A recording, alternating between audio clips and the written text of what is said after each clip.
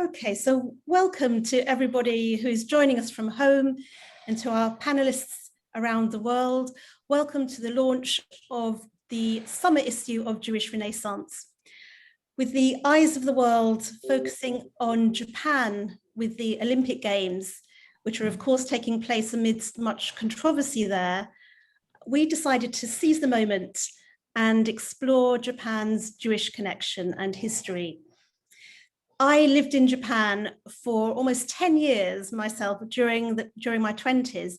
And although I visited the synagogue in Tokyo a few times, I have to say I was completely unaware of the surprisingly long and rich connection between Jews and the Japanese.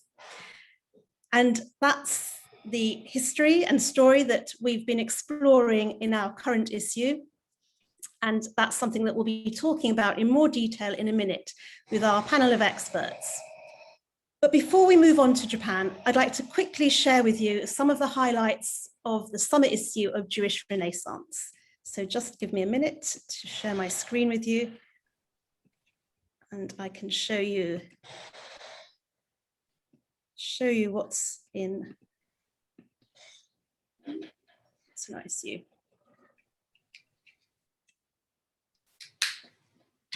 Oh, actually, Danielle, are you going to do the screen sharing? Yeah, I can do that unless this is easier. Can you see it? Can you make it full screen?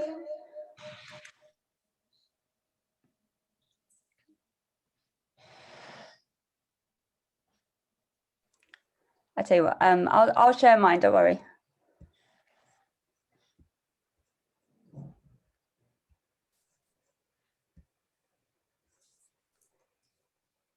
Thank you, Daniel. Okay, so this is our summer issue of Jewish Renaissance magazine. And as I say, we'll be talking about Japan very soon with our experts here to talk about that, but I'll quickly whiz you through some of the highlights first of all. So our first slide, Danielle, will take us to page 8, where we have a powerful and eloquent piece from Maya Abu al-Hayat, a Beirut-born Palestinian author who lives in East Jerusalem. She tells us about daily life in the city, which has become much more dangerous and difficult since April, when violence broke out after Israeli police tried to evict Palestinian families from the Sheikh Jarrah area. In other pieces, we speak to Alan Grabinski, who attended the first Jewish Psychedelic Summit.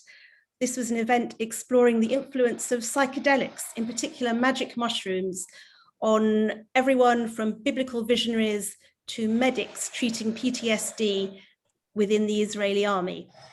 We have exclusive extracts from a new book by the writer Gabriel Josipovici. His book is called 100 Days, and it's a diary of his reflections that he kept during the first COVID lockdown and explores his childhood in Egypt, as well as reflections on art, music, and culture. So we have some exclusive extracts in the long read section of this issue's magazine. We also have a packed book section, and it's wonderful that we could feature an interview between the American novelists Dara Horn and the formidable Cynthia Ozick, who is now in her 10th decade and has just written a new book, Antiquities, and we can hear from both of them in the magazine. And our own Aviva Dauch interviews Maria Stepanova, who's being hailed as the next great Russian novelist. And she talks a lot about translation and a little bit about Russia and what's going on in Russia at the moment. It's a very interesting interview. And if you can just go to the next slide, Danielle, we also have a piece from Anne Seber. She explores the Jewish background to the trial of Ethel and Julius Rosenberg. And this was a trial which 70 years ago was gripping the world.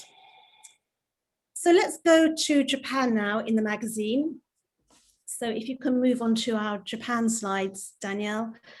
And we kicked off by looking at the history of Jewish connections with Japan, starting back in the 16th century, when Jews fleeing the Inquisition in Europe arrived on Japan's shores as secret Jews or conversos. They were often working as traders, primarily in the silk trade. And we follow through that history in our first introductory piece. And then fast forwarding on to the Second World War, if you can move on to the next slide, Danielle. We look at the activities of the Japanese in China, where a Jewish ghetto grew up in Shanghai. And then in this particular piece that you can see, our journalist Julian Ryle also speaks to those involved in Holocaust education in Japan today. And we're joined today by some of those that he spoke to. So Akio Yoshida from the Holocaust Education Centre near Hiroshima is joining us today.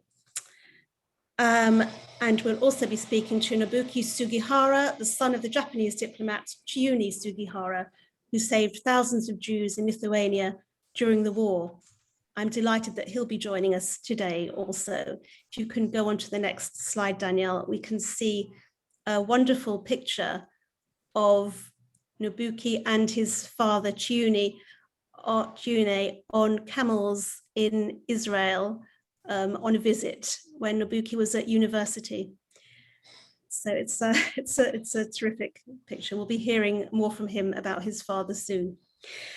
We also, if you can go to the next slide, Danielle, we also meet some of those from the current community across Japan, including Jerry Rosenberg, who is with us today on the left, you can see, and Ada Cohen, who is joining us from Kyoto, who is with us today. And then if you can move on to the next slide, Danielle, we also feature an extraordinary piece on the popularity of the diary of Anne Frank. So Anne Frank's diary has been turned into manga and musical. It's branding for a line of toiletries. It's very, very popular, but we look at what's behind that popularity and some of the issues that raises. And there are many articles besides those also. They're just some of the highlights. So let's move on now to our panel who are going to talk about Japan, but joining us from across the globe. So let's begin by starting in Japan. I'll start by introducing Ada Cohen. I know in Japan, you're just preparing to go to bed. Ada is in the beautiful city of Kyoto. She's originally from Jerusalem and first arrived in Japan in 1979. She's the professor of Bible and Ancient Near Eastern Studies at the Graduate School of Theology at Doshisha University in Kyoto, where she's also the director of the Center for Interdisciplinary Study of Monotheistic Religions. At Doshisha, she helped set up Japan's only Jewish studies program. I'll introduce everybody and then we'll go back to each speaker. So also in the southern part of Japan, about 60 miles from Hiroshima, we have Akio Yoshida, who is the director of the Holocaust Education Centre. This was founded after an unexpected meeting between a Japanese choir and Anne Frank's father, Otto. Before COVID, the centre had around 9,000 visitors a year, many of whom were school children. And one of the things the centre also seeks to do is to promote an understanding of Japan's own wartime legacy in Asia. And then next, we'll be heading to New York for a breakfast meeting with Jerry Rosenberg. Jerry is usually based in Tokyo, where he's lived since 1972, bar a few years here and there back in his home country in the States. He was president of the Jewish Community of Japan, which is the congregation based in Tokyo from 1997 to 2004, and is still a member of the synagogue's board. And he and his wife, Marcia, are teachers at its Sunday school. And finally, we come back to lunchtime in Europe to meet Nobuki Sugihara in Antwerp, where he is based as a trader in the diamond business. Nobuki is the son of Chiune Sugihara, who was a vice consul for the Japanese consulate in Kaunas in Lithuania during the war. Against the wishes of the government in Tokyo, he issued 2,139 transit visas to Jewish refugees fleeing Poland and Lithuania, and arranged for their safe passage through the Soviet Union and on to Kobe in Japan, where many of them settled during the war. Nobuki has been involved in promoting the legacy of his father's work and understanding about the Holocaust, and in September, a new garden to honor his father will open in Jerusalem. So thank you to all of our panel for joining us today. And let's begin with Jerry, who's going to set the scene for us a little bit and tell us a bit about the history of Jews in Japan and also a bit about his own community in Tokyo. So can we go over to Jerry? Thank you. Good morning, everyone. I'm actually speaking to you from New York this morning. So I will give you a very brief history of Jews in Japan, mainly because it has been a very brief history. So as the article that was in the magazine explained, probably the first Jews that came to Japan were during the late 1500s when the Jesuits came to Japan. The Jesuits had been in Asia for some time and made their way to Japan. These Jews that came with the Jesuits were hidden Jews, conversos, so it's hard to really track what they were doing. And they stayed in Japan until the early 1600s, when the shogun at that time decided that the Jesuit priests and the Christian missionaries were too much of a threat for the Japanese government, and decided to force the Jesuit and Catholic missionaries out of Japan, and also force the Japanese Christians to give up their religion. So actually, there's a whole nother story on hidden Christians in Japan during that time. Then after the Jesuits and the Portuguese left, the shogun still wanted to have contact with the West, and set up a small island just off the coast of Nagasaki called Dejima, where the Dutch were allowed to trade. The Dutch were not interested in conversion. They were more interested in business, and they set up business relations and trading relations with the Japanese on this very, very small island. So there were not a lot of Dutch in Japan. However, in Holland, there was an active Jewish community at the time in the 1600s. And so a number of the people who came over with the Dutch and the Dutch East Indies Company were Jewish. It's hard to tell, but it seems that from time to time, there were enough Jews to have a minyan there. And although there was no synagogue, they did have, from time to time, some services on the island. And that lasted until the Meiji Restoration in the 1850s and 60s, when Japan opened up to the West. At that time, Jewish businessmen, Jewish foreign dignitaries, as embassies started to start in Japan, came to Japan. But this was a very, very small Jewish community, and remained small, and there was no real organized community really until about the early 1900s, when there was a major event. Japan went to war with Russia, and they actually won that war in 1905, and probably one of the most famous Jews in Japan, Jacob Schiff, became famous because he was the one that actually financed the war. Japan needed money to build a military that was able to compete against the Russian army on the eastern coast near Vladivostok, and Jacob Schiff financed that. After that, there was an increase in the number of Russians who were trading with Japan. And there were actually quite a few Jews that were in that. And a number of Jews set up homes and immigrated to Japan, mostly in Nagasaki and Kobe. Kobe, because it was a port city and had a number of foreign communities there, so people gravitated there. And Nagasaki, because it was also a port community, and much of the trade was in marine and fishing. So the Russians went there. And there was actually a Jewish synagogue in Nagasaki, which no longer exists. And there was another synagogue in Kobe. There was no synagogue in Tokyo at the time. And that situation basically continued until World War II.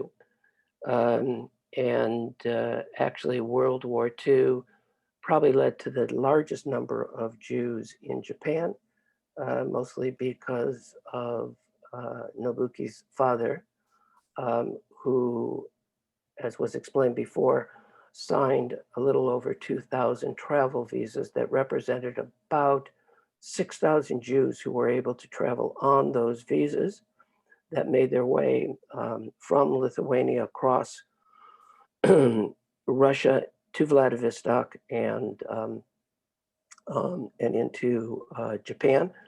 They landed in Suruga and then eventually made their way to Kobe, where there was a Jewish community, and they were assisted by that Jewish community as well as a number of Jewish organizations around the world. So of those 6,000 Jews, approximately a third, about 2,000 were able to immigrate to a third country at that time. I think most went to New Zealand and Australia. The remaining 4,000 were in Japan at the beginning of World War II, and the Japanese did not want them to remain in Japan, and as many foreigners who were in Japan at the beginning of World War II, they were sent to Shanghai and put in internment camps. In these internment camps were people from Shanghai, as well as other foreigners who were living in Japan. There were also some internment camps that Jews went to in Japan, but most were sent to Shanghai. Then after the war, the next group of Jews that came to Japan were actually with the US military, the occupation forces. Hard to tell how many Jews were actually part of that, but there were certainly rabbis who were here as part of the occupation forces. Then when the occupation forces left and Japan reverted back to its own government, there were a number of Jews who decided to come back to Japan. Some of them were in Kobe. A number of them were in Shanghai, and they had been in Shanghai for a number of years and decided that there was no future for them with the new communist regime in China. Most went to Australia, New Zealand, Israel, as well as the United States if they could get in. But there were a group that came to Japan.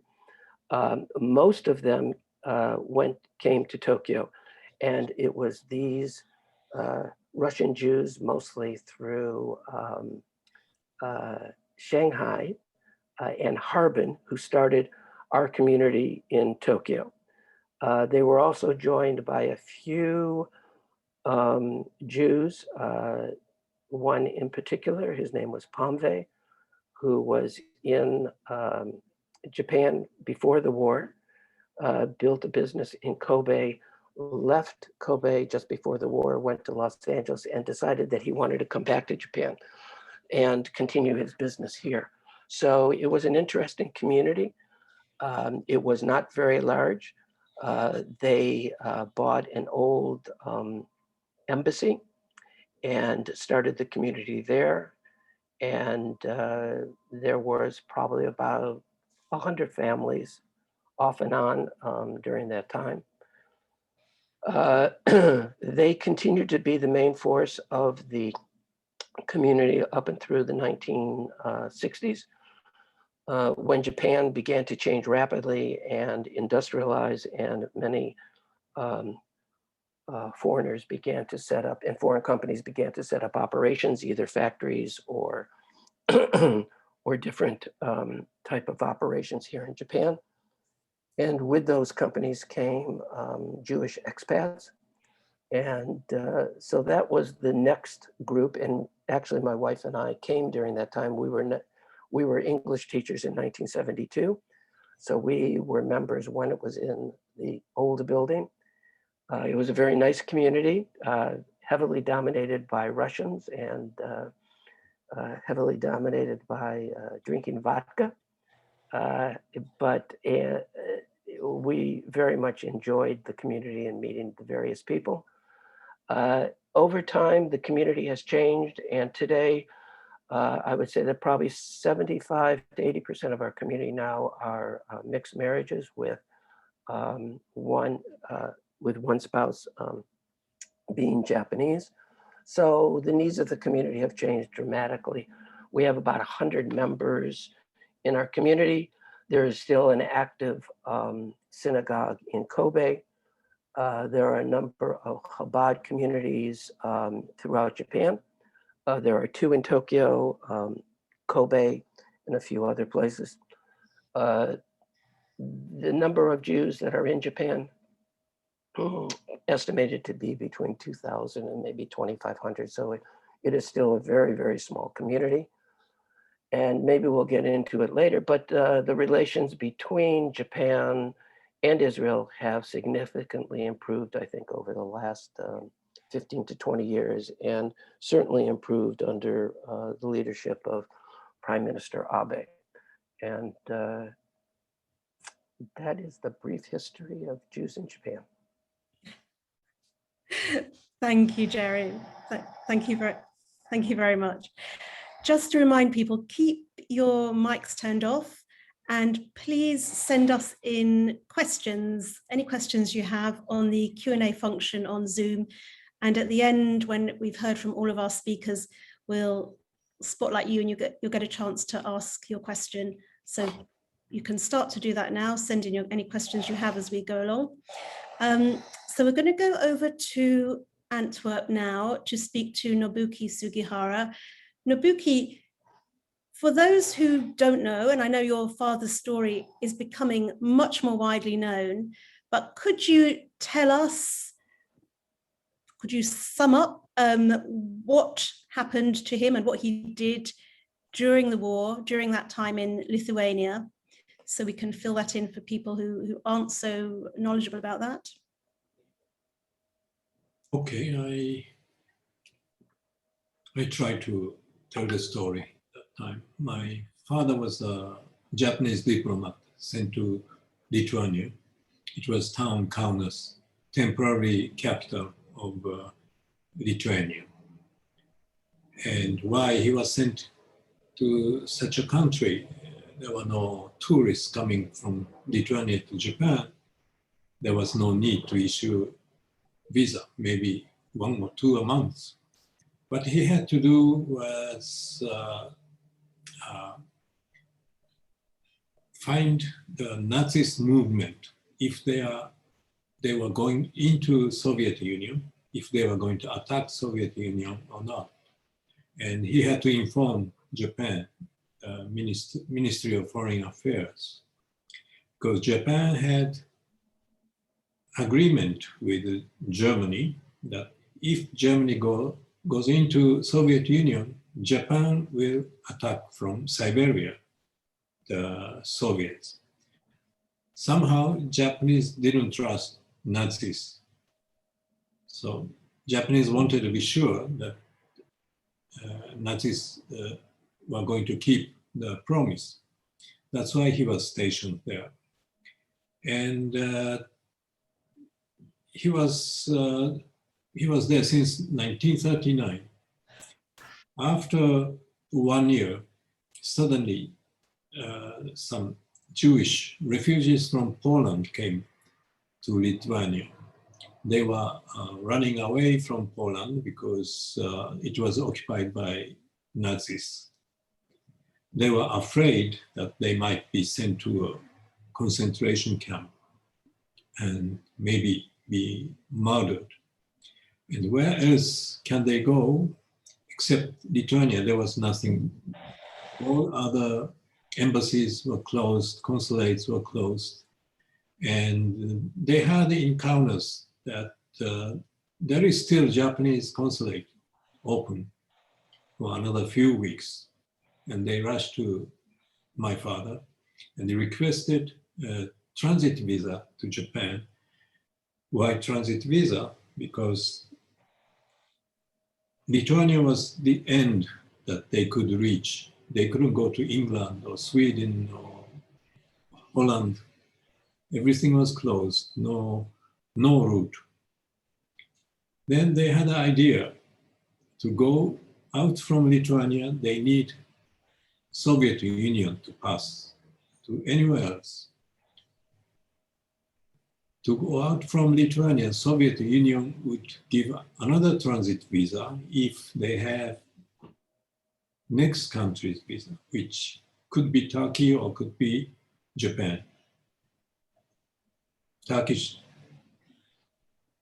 I don't know if they were there in Kaunas, but there was no chance to get a Turkish visa.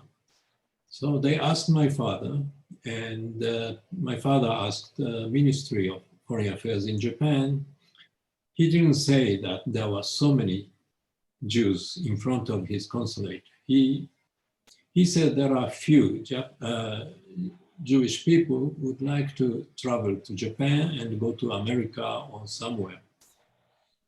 But Japan was worried that there might be many Jewish refugees coming to Japan. So they put a condition which you can never fulfill. You have to have, first of all, a ticket till the final destination. If you say you go to America or Australia, you have to have ticket, reservation, and guarantor who guarantees the trip. And that time, almost nobody had money. And also one condition is you have to have pocket money to travel. For example, like $5,000 in a pocket. Nobody had. And my father didn't explain that refugees had nothing. He asked a few times the Japanese ministry, but always it was declined. So by the end, he decided to issue by himself. Don't listen to Japan anymore, I issue. And he negotiated Soviet authority in Kaunas that they will accept the refugees. He said Polish refugees. He didn't say Jewish refugees. And he also proposed Soviet Union that they will buy ticket for the Siberian Railway, which is good income for Soviet Union with US dollars. For 1,000 people, they will have like $100,000 income. It was good for Soviets that time. Well, my father never expected so many are coming, but every day like 200 to 300 people. So he extended his stay because he was told to close the consulate in the end of July, but it was already a few days left. So he got permission from Soviet authority to prolong the stay for another month till the end of August. He hoped that it will be quickly gone, done, but there were more and more people coming from Poland. They heard the story that my father was issuing visas to Japan. So he continued. And one thing I found out later, all this story I didn't know until I was 19 years old. My parents never told me. My mother said, yeah, my father issued 100 or 200 visas to some Polish people. Then I said, oh, that's a lot, but anyway, it's his job. He was a consul. But 1969, when I was 19, 1968, one Israeli commercial attaché in the embassy of Israel in Tokyo called my house in Japan. He wanted to see my father. Then my father was on holiday in Japan. And he took me to the embassy next day. Then there was Mr. Nishri. He had a passport, he showed. This is my visa I received from you. And then the story started. I didn't understand everything in English, but some important things. I heard that there were thousands of Jews escaping from Poland. They wanted to go to Japan and from Japan to any other countries. So that was the story of my father's decision, which people didn't know. My father didn't speak. It was his decision. When the refugees in Lithuania received visa, they thought it was permitted by the Ministry of Foreign Affairs in Japan. They didn't know that my father decided by himself. He didn't speak about it. So for a long time, it was not in public what he did. Luckily, I was invited by Israeli government and Hebrew University in Jerusalem to study. A few weeks later, I met Mr. Nishri and Israeli ambassador in Tokyo. They arranged for me the scholarship and the trip to Israel. And next year, 1 year later, my father came to visit me from Moscow because he was living in Moscow. He was working for a Japanese trading company. And then we visited one of the Polish refugees who received visa. His name was Dr. Zera Warhaftik. He was one of the signatures of independence of Israel. He was one of the leaders. And we met him and he told a story that he could receive the visa, could go to America afterwards from Japan, and then came to Israel. He was surprised that it was my father's decision, own decision to issue visa. Dr. Warhaftik thought it was official transit visa, admitted and allowed by the government of Japan. So this was a surprise for Dr. Warhaftik. And then story became more known, slowly. And I think in Japan, people didn't know about it. So this is the story, what happened in Kaunas. Okay. Thank you. Thank you, Nobuki. I just want to ask one thing. Do you know why your father did what he did, going against the Tokyo government's own decision on it. Did he ever tell you why he took that action? When he came to see me in Jerusalem, I asked him, why did you issue visa without permission from the government? He said, well, it's a simple, I felt sorry to the refugees. Nothing else. Nothing with God, nothing with humanitarian, this and that. No other word. Just pitied the people. They had no place to go. Thank you. It's a very powerful story about connecting with other human beings on that very basic level. Thank you. One more thing, one story. In 1985, 1 year before my father passed away, there were some Japanese who donated money to buy trees to plant in Beit Shemesh in Israel. So I was invited to the ceremony to plant trees with the survivors. Over there, I met 30 survivors on that day, November in 1985. I was surprised to see so many 30 survivors who received my father's transit visa. And the next day I wrote my father a letter, this and that. I met so many survivors still, 30 people. And my father read my letter, and my mother said that he started crying with his tears. He was so happy to hear that some people could make it. So on that day, he thought at least 30 were saved.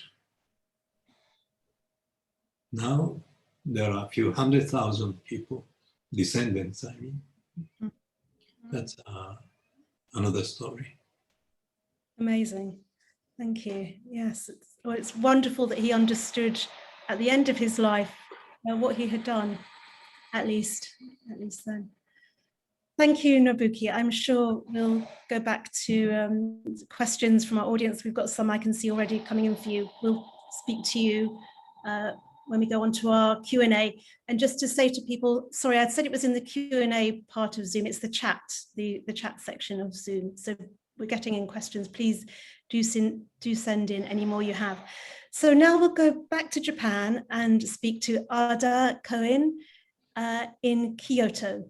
And Ada, you're going to tell us a little bit about how you came from Israel to be in Japan, and also about the Jewish Studies program, the only one in Japan that you have helped set up there.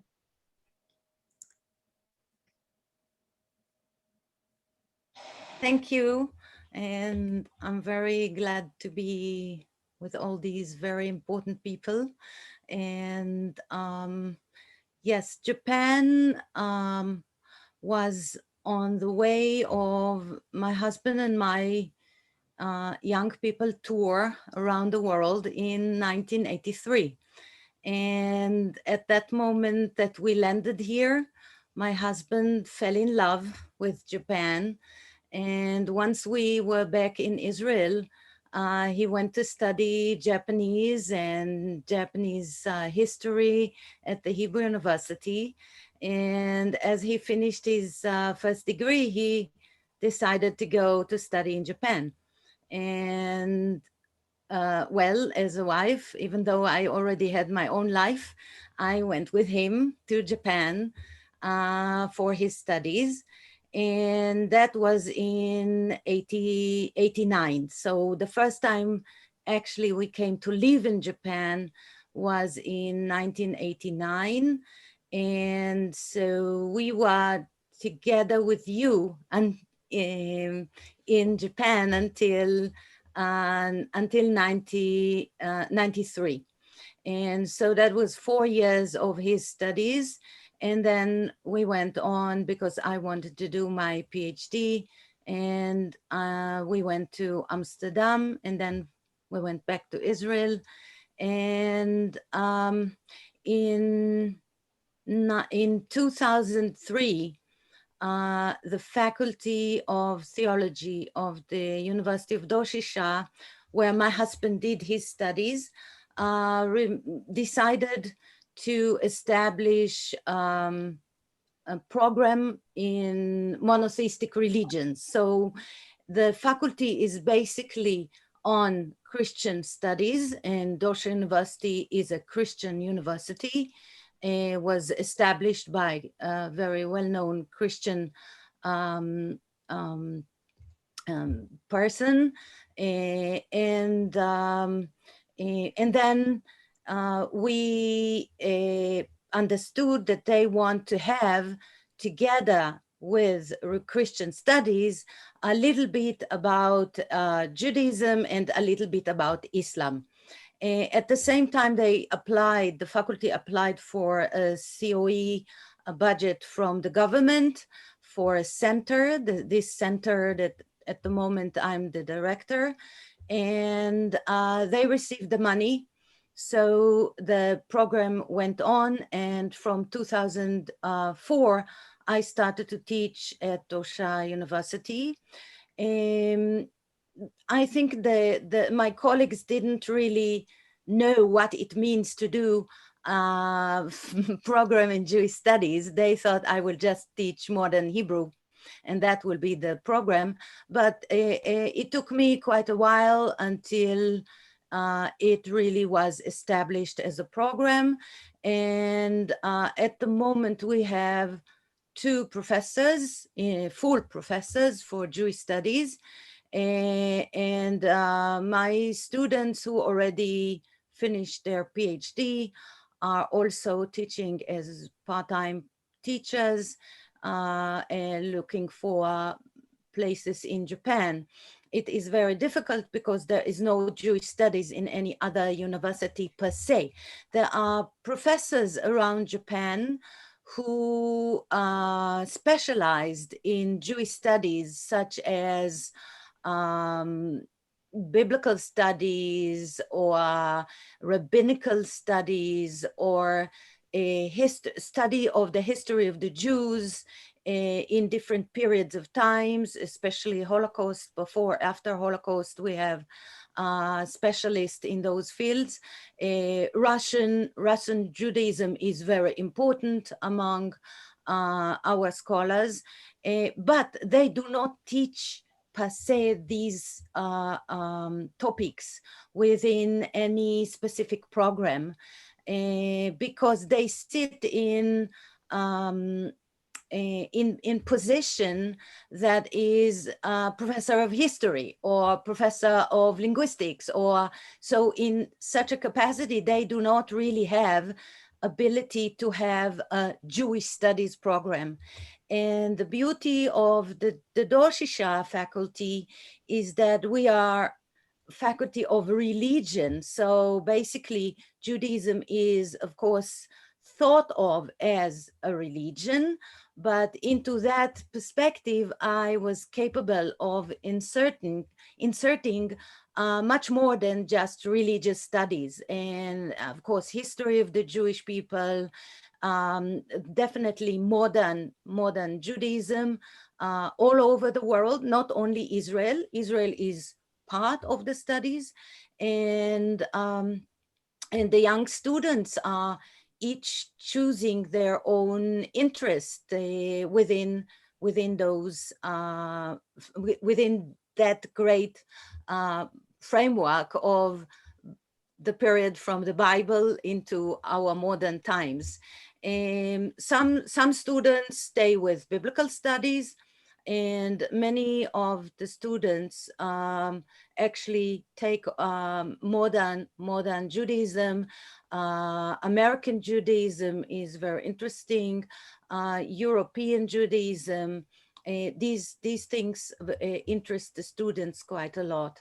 The program itself has a large number of courses that the students, not only from the faculty, but from the entire university can choose. And I have students from law school and from literature. I mean, all kind of students are taking those courses, BA and MA courses. Anything specifically? Thank you, Ada. That was very interesting, really fascinating to hear about what is still, well, it's a unique course in Japan. I think we'll go on and hear a bit more from Akio Yoshida and then come back and ask more of you about your particular subjects and areas, just so that we don't run out of time. So let's go now to Akio Yoshida, who is the director of the Holocaust Education Centre, which is based just outside of Hiroshima. And if you could tell us a bit about the work of your centre, please, Yoshida-san, and yes, anything else that you can add to what we've already heard about, maybe about Holocaust education in Japan in general. Thank you. Okay, good evening from Japan, and hello to all of you. Thank you for inviting me to this meeting today. I'm the Director General now of the Holocaust Education Center in Japan. We stand in Hiroshima Prefecture, a city called Fukuyama. I would like to show you a few photos together and introduce about my center. Our centers, this is the outside of the center. We stand in the city of Fukuyama. We were established in 1995, so we have running for 26 years. We welcome many school children, and we are happy that many Japanese people come to our center. Why we stand here in Japan, in Hiroshima? It was exactly 50 years ago.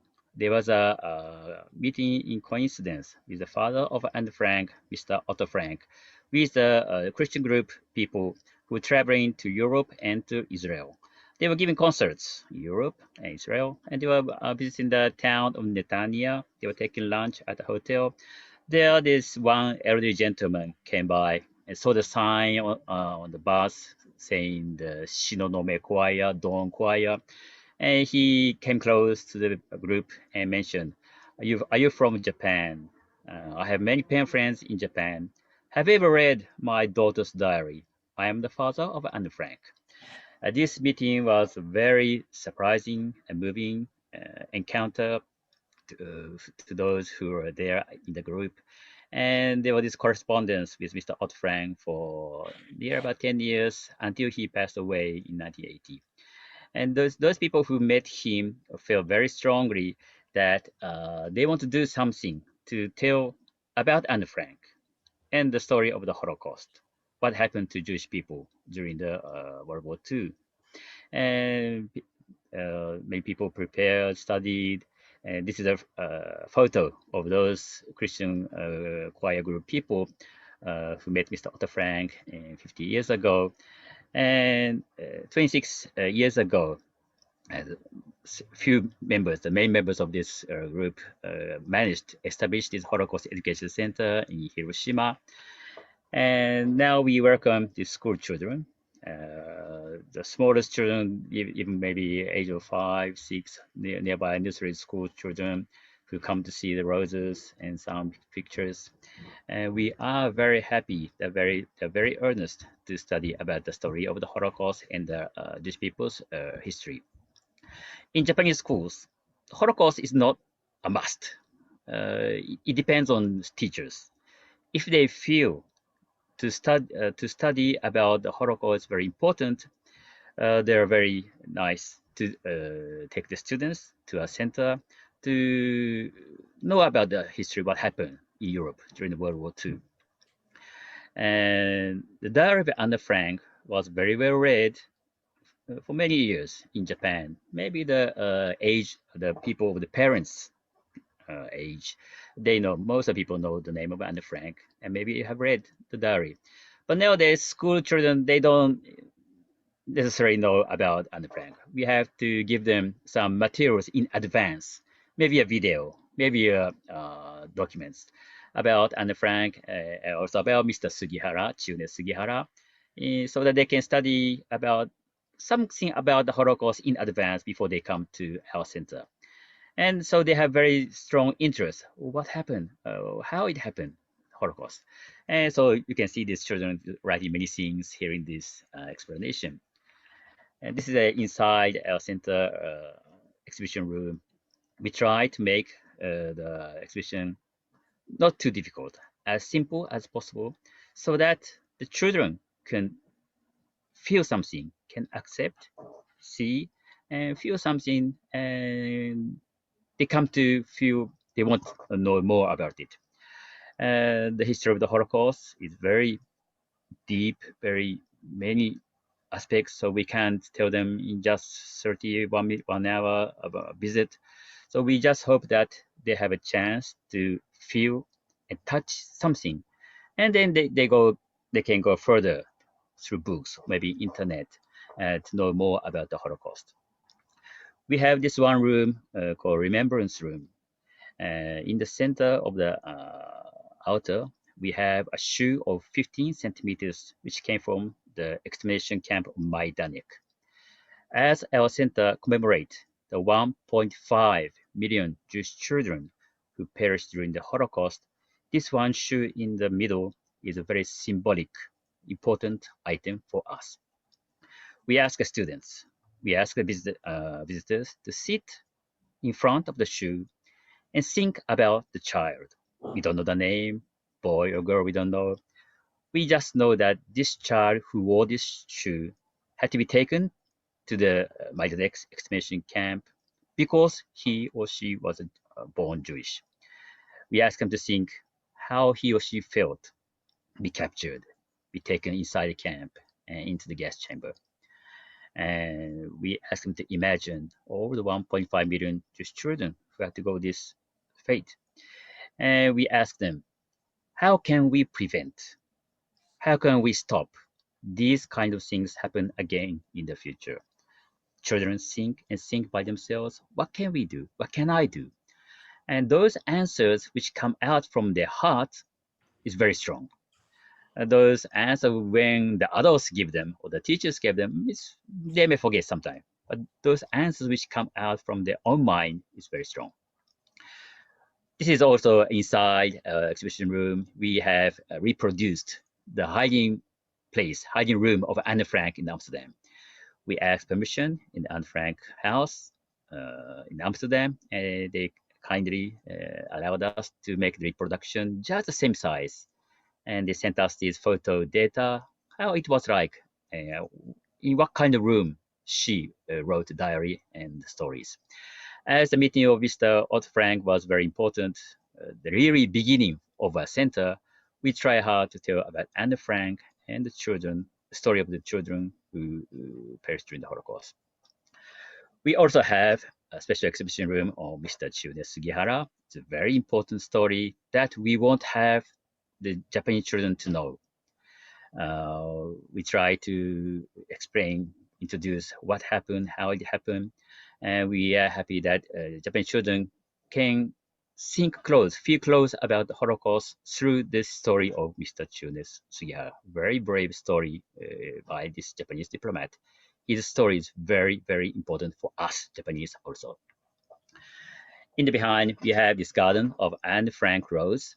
This rose was sent from Mr. Otto Frank in 1972, 1976. This rose was made after the war, but it was named after Anne Frank, and now it's blooming in the garden of Anne Frank in spring and in the autumn.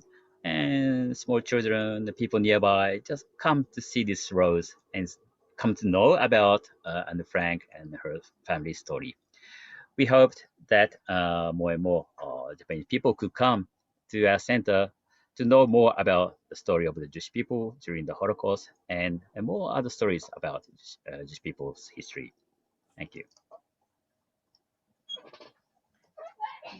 Thank you very much. Thank you, Akio Yoshida.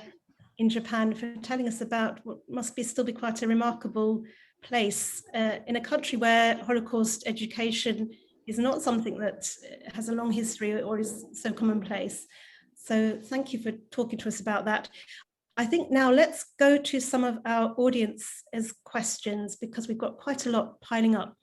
So if you haven't sent in yet any questions and you would like to, use the chat function and we'll spotlight each questioner, unless you would prefer me to ask the question. So we've got a question from, it just says Waxman's iPhone. Can we spotlight Waxman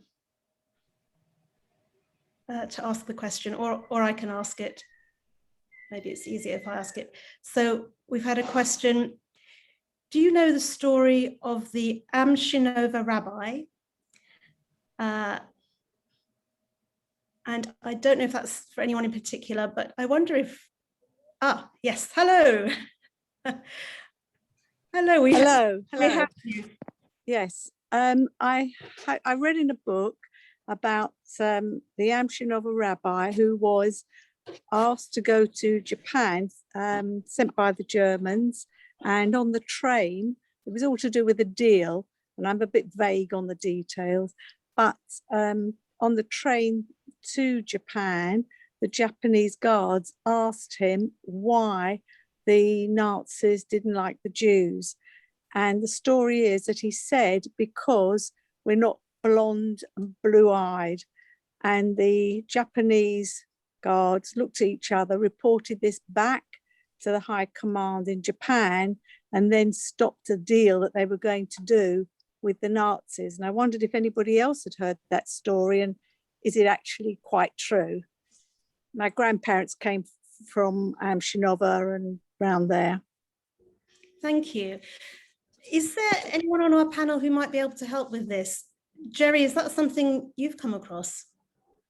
No, I have not. I didn't hear about it in my research. Is there anyone else who might be able to throw light on this? No, our panel are looking. Just a story somebody wanted to happen, maybe. Yes. Well, I will look into it. I have some other people who might know about it, but I'll certainly look into it. We had a piece by Jonathan Kaufman. Thank you. In the magazine, and it strikes me this might be the sort of thing he might know about. He wrote about the Japanese in Shanghai, and yes, he's looked a lot at Asian history and the connection between Asia and Jews. Yes, I'll ask him. So perhaps email me in and email into me. So I've got your email, and we'll follow that up. Thank you. Intriguing. Okay, and I have one specifically for Nobuki Sugihara. So Irene, would you like to ask your question? Can we spotlight Irene Wise? I had to unmute. Okay, unmute. Hello, Irene. Hi. Would you like to speak to Nobuki Sugihara? Yes. Hello. I've known about your father for some time and have talked about him a great deal, about the marvelous thing he did with students of the Holocaust. And I wonder, I mean, you probably know this book.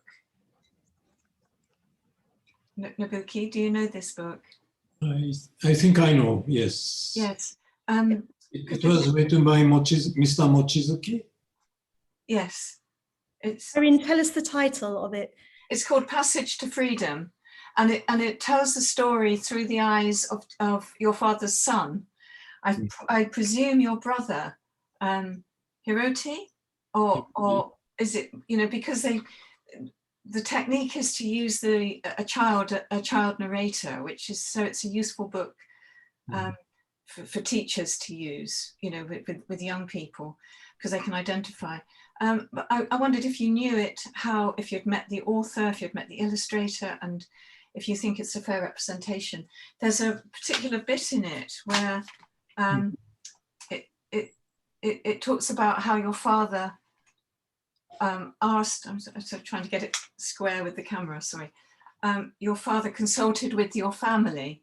I don't know whether you know, that's romanticized or based on? To tell the story, my father never asked his family, because when Jews started coming to the consulate, he moved the family to a hotel in Kaunas.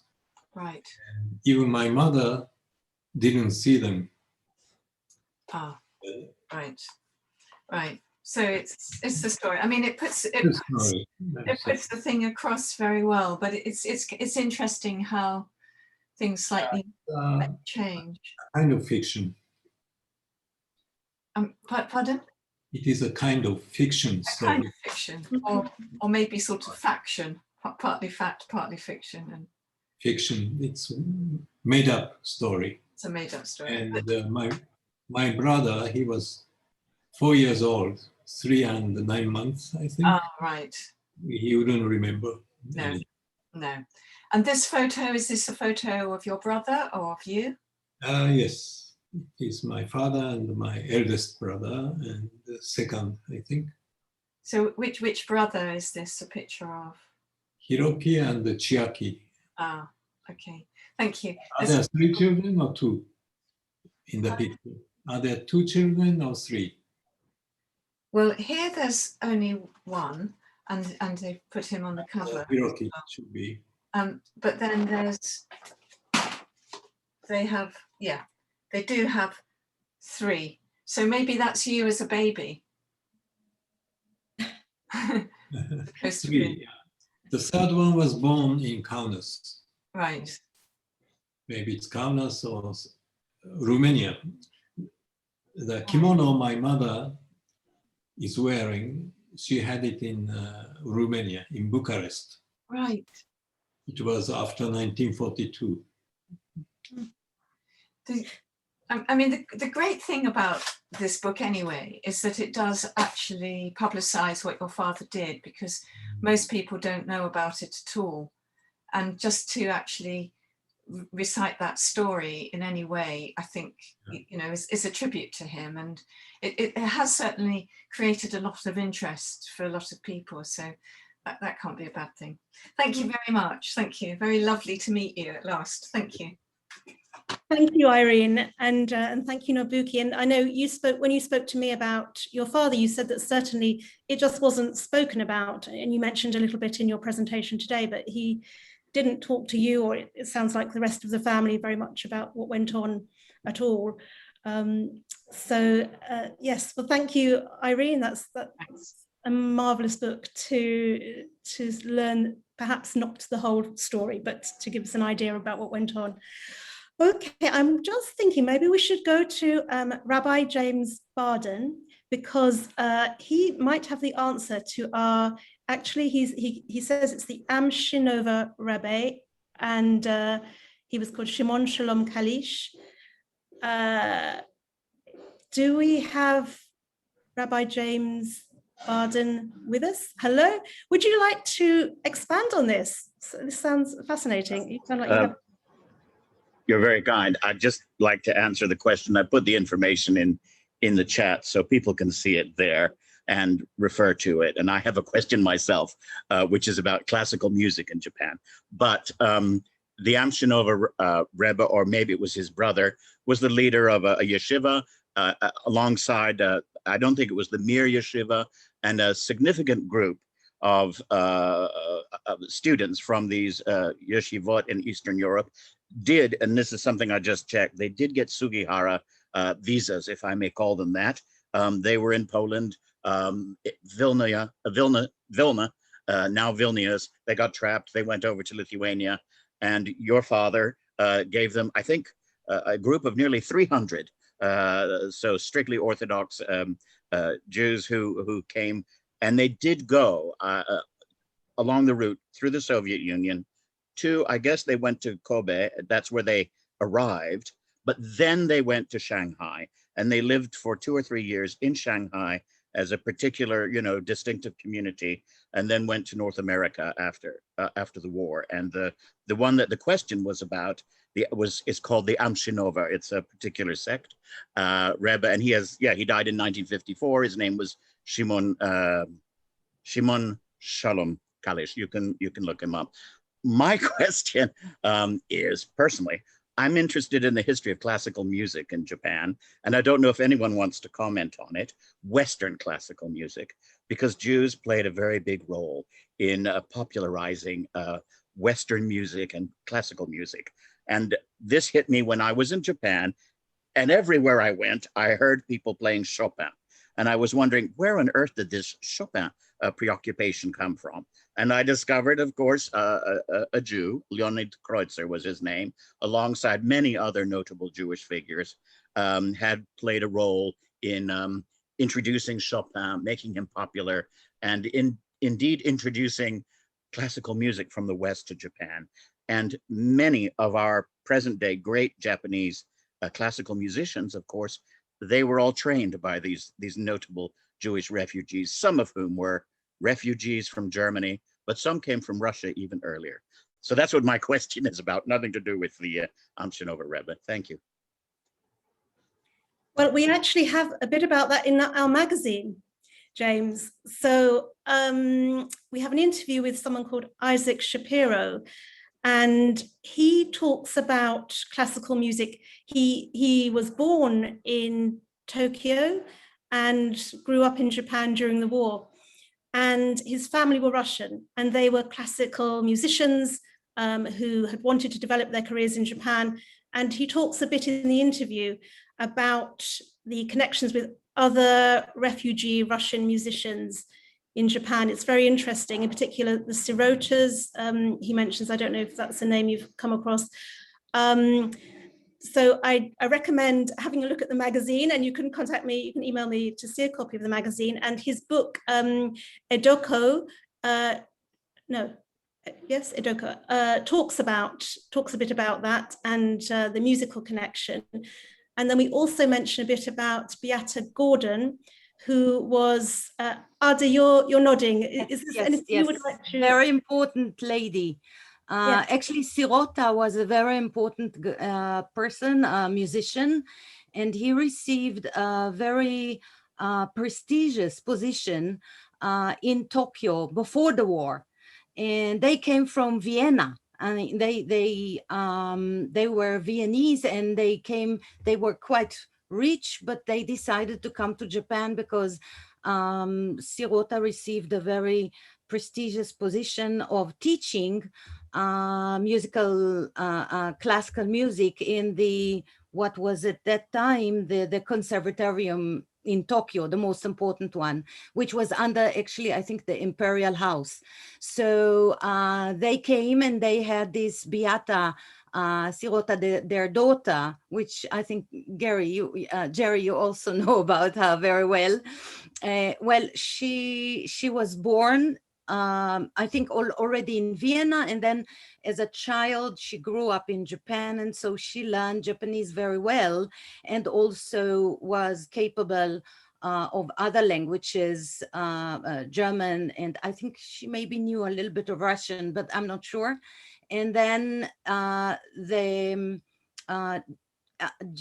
before the war, she went to study in the United States. And that's where she became kind of American, and she was unable to come back to Japan during the war. And then after the war, when the occupation was over Japan, she came back as not really army person, but adjacent. And she was one of the persons who helped to draft the Constitution, the Japanese Constitution. And she was the one who actually drafted the short passages relating to women. And because of her pressure, there is no more the idea of having more than one wife. In Japan, there is no concubine, which used to be. So that was her very important contribution to the Constitution. And I think she passed away a few years ago, or maybe a decade, I don't know, time passes so fast. At a very old age, something like 90 something, 95, and she worked afterwards. She married an American soldier, and she went back with him to the United States and brought her parents to the United States, and her children already grew up as Americans. And so, but she always continued to donate money and somehow do things between the United States and Japan. That was a very important thing for her. And you can search her on the net. Beata Sirota, I forgot her last, there's a name after she married. Gordon. Oh, yes, Gordon. that's it. Yeah, Yes. there's Actually, I'm teaching about her on my class on Jewish women. That's how I know the story. Okay, yes, yeah, really interesting woman. And there's a chapter on her in a book by Ellen Rodman and Rabbi Marvin Tokea, where they write quite a lot about her. Very, very interesting. Yes. Okay, let's move on. We've got a lot of questions. Okay, so Paul and Ruth. Do we have Paul and Ruth? You had 3 questions, so perhaps let's choose one of yours. Do you want to ask about perhaps Jewish internees during the war and whether the Japanese adopted Nazi methods in relation to the Jewish internees? Yes, thanks very much. I'm interested to know if the Jewish internees in Japan and Shanghai and other places came under the Kemputai, and if so, did the Kemputai adopt Nazi methods? So my understanding is that while the internment camps were not particularly great places to live, and they weren't only for Jews, they were for actually many of the foreigners who were stuck in Japan or in China. The conditions were okay. There's a number of stories about the Nazis wanting to gather up the Jews, and the Japanese never really cooperated. I wouldn't say they were against it. They just did a slow dance to avoid the confrontation. There were internment camps in Japan. There was a large one in each of the major cities, like in Kobe, there was one outside. In Tokyo, there was a few, one in Karuizawa. And I believe that Beate's parents were sent to the ones in Karuizawa. And again, while they were not pleasant places, but Japan in totality was not a pleasant place during World War II, especially after the bombing started. So, but they were protected, and there is no history of any Jews really being sent.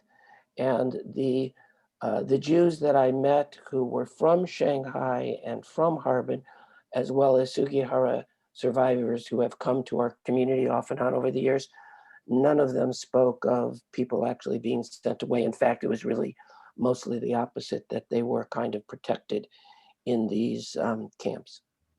Thank you. Akio Yoshida, would you like to add anything else to the treatment of internees?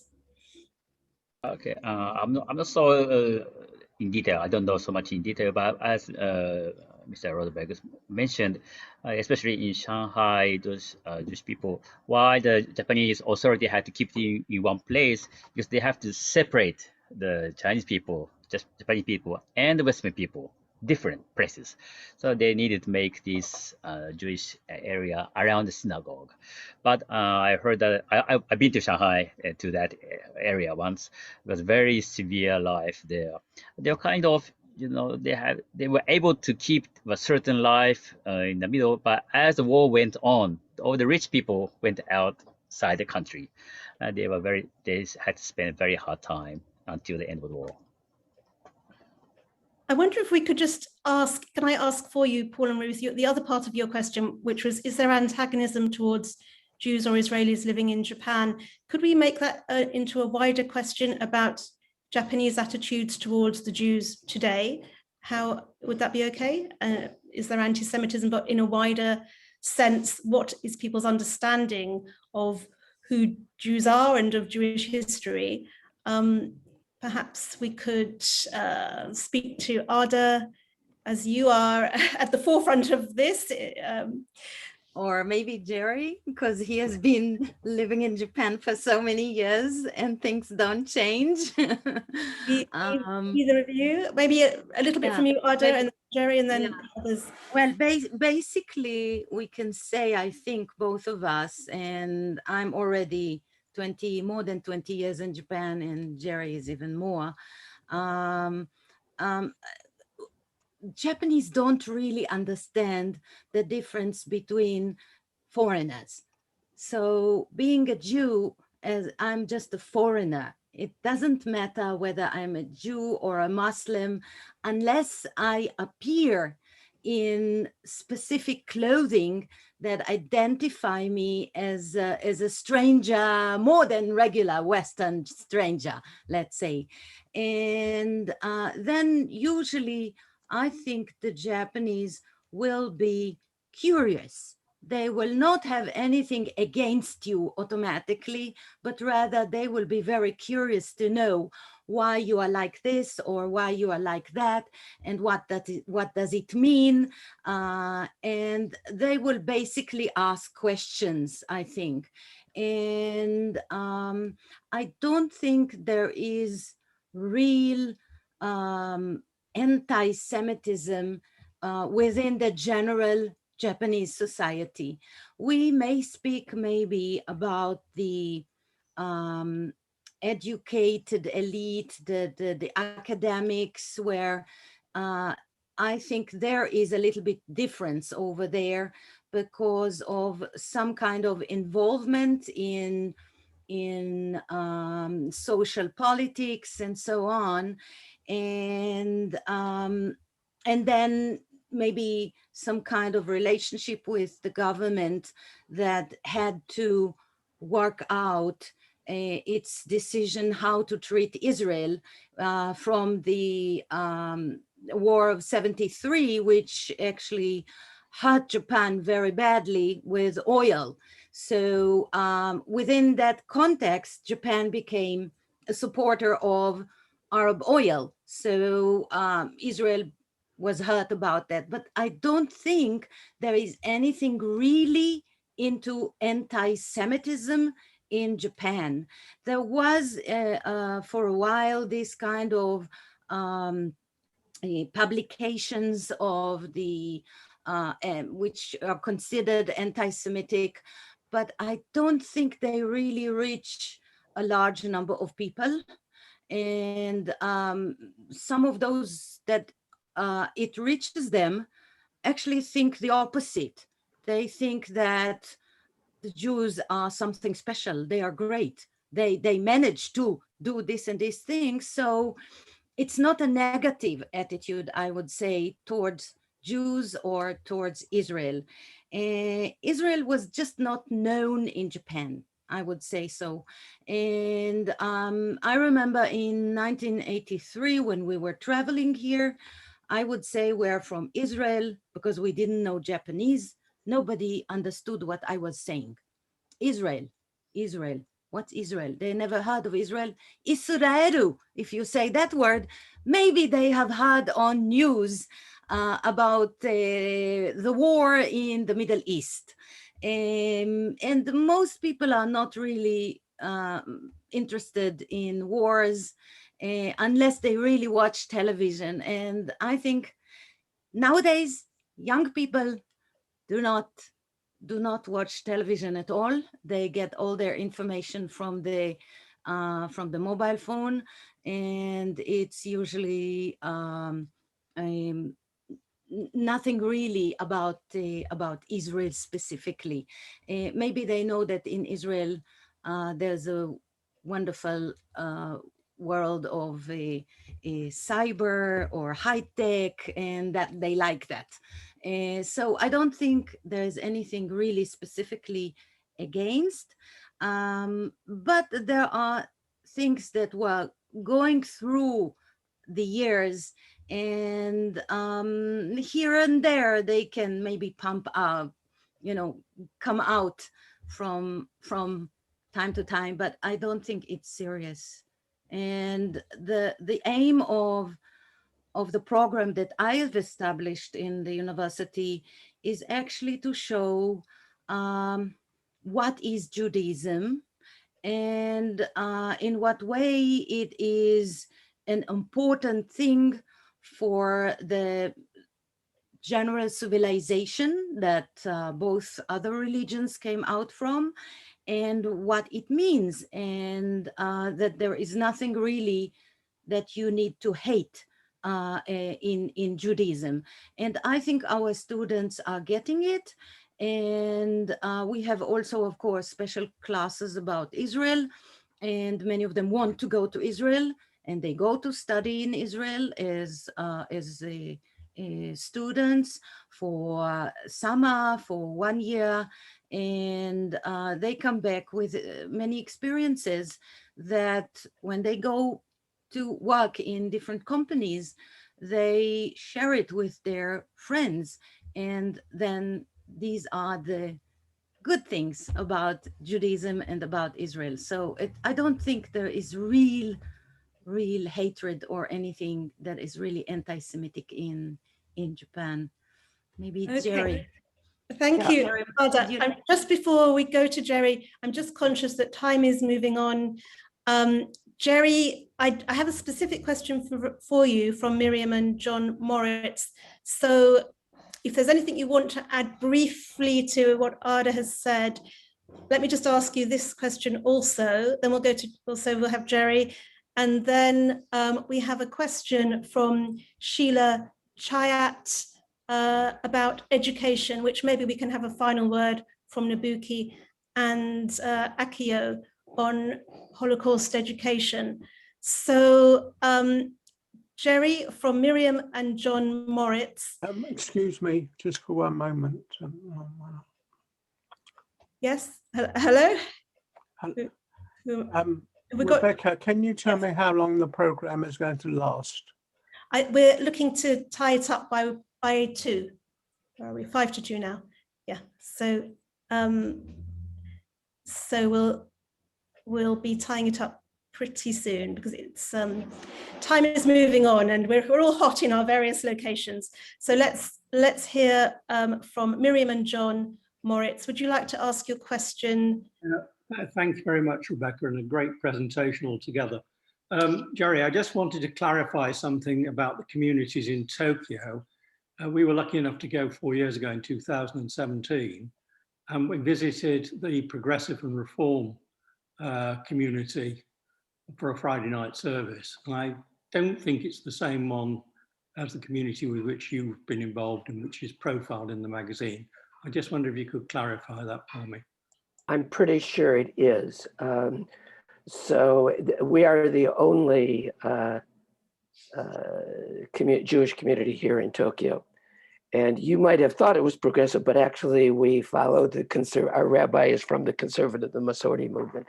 Oh, well, but I think that's because of your British background, where you tend to be more religious in your form. But it was a brand new building when you were here 4 years ago? it was, yes. Yes, so it's the same building, and we might have met because we get lots of visitors. And in fact, I encourage anyone who, when COVID is finished and you can visit Japan again, to come to Japan, travel around Japan and Tokyo, and it's a wonderful place. And if you have time, please come visit the community.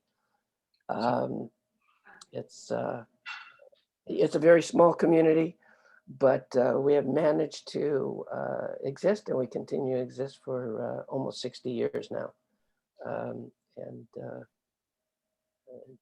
Well, thank you very much on that. And also, I really do agree with Ada's explanation.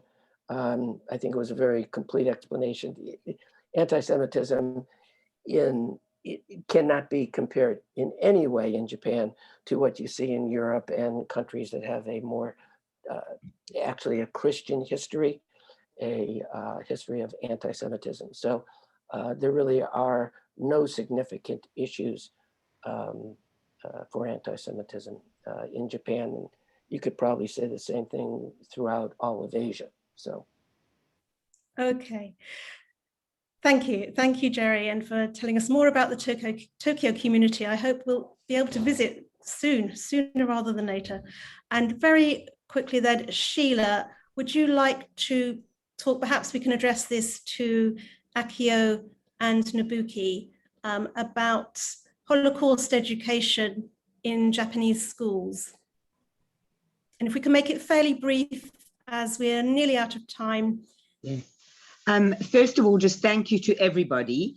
I was quite surprised to hear that it's not necessarily taught at all in Japanese schools, because what I'm questioning is, presumably in Japanese, at least the secondary schools, if they taught about the war and then the role that Japan played in being an ally of Germany and Italy and learning about the war, I would have thought that under that umbrella, they would have learned something about the Holocaust. So my question is it just, generally not taught unless it's some of the special, centers that have been set up where students visit or people go into schools, or what's the situation in the curriculum in Japan? Nobuki, do you have any thoughts on that, on education? I have no knowledge about Japanese education about Holocaust. But maybe Akio Yoshida knows much. Okay, let's go to Akio. Okay, in Japan, the students in Japan learned about the world history, the modern history, in the maybe age of 15, end of the junior high school, or maybe in the end of the senior high school. At that time, the school curriculum is very tight. It does appear maybe one page or few lines about what happened during the World War II, the name of the Hitler or Anne Frank, and also about Chiune Sugihara. But most of the time, it's very rushed, very shortly. So it actually depends on the teachers, or when they feel they have to have this topic, very especially during the year curriculum, they spare the special time for the students to study about. So it's not unnecessary always. It's not a must. It's most of the time very short, only one touch about the history. Thank you very much. Okay. May I add a little bit, just one little bit on that issue, because I think it's very important. They also study in elementary school about Second World War. But at that stage, the teaching is basically what happened to Japan.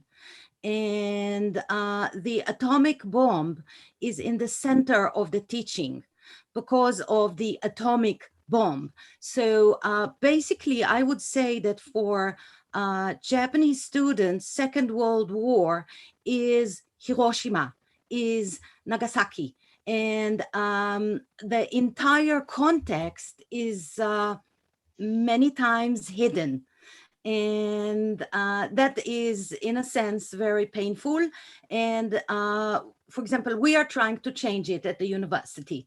And I insist very strongly that we really do more about what happened in Second World War, and give more perspectives to that, and not only the Holocaust, but the entire context of the historical context, including where Japan was within it. So there is the sense that Japan was a victim in Second World War, and I think the children grow up with that, and that's the real story. Thank you, Ada. That's actually a really important point, and a big point that unfortunately we haven't had time to explore here. We do go into it a little bit more in the magazine, and I recommend to all of you a fantastic book by Ian Baruma called Wages of Guilt, which looks at the German and the Japanese reflections and attempts to deal with the legacy of war in both those countries. It's very, very good. Came out a while ago now, but I highly recommend that if that's a subject you want to pursue. And we also had a message, I don't know if people have seen on the chat, from Margaret Dangor, whose husband was a Sephardi Jew born in Shanghai in 1931. And he wasn't interned, she says, and you can read a little bit more about him there. Thank you, Margaret, for sending in the message. And thank you to everybody who's contributed questions and comments. It's been really fascinating and very interesting. Especially thank you to all of my panel all over the world, from Japan, Ada, from New York, Jerry, from Antwerp, Nobuki, and also from Japan, Akio. Thank you so much for your time and your thoughts on this subject. It's been a real pleasure to have worked with you on the issue and to have heard your thoughts today. So thank you to our audience, and we look forward to seeing you again soon. You can see all of our future events on the events section of the Jewish Renaissance website. I look forward to seeing you then. Thank you. Bye-bye. Thank you very Bye. much. Thank you. Thank See you you. again.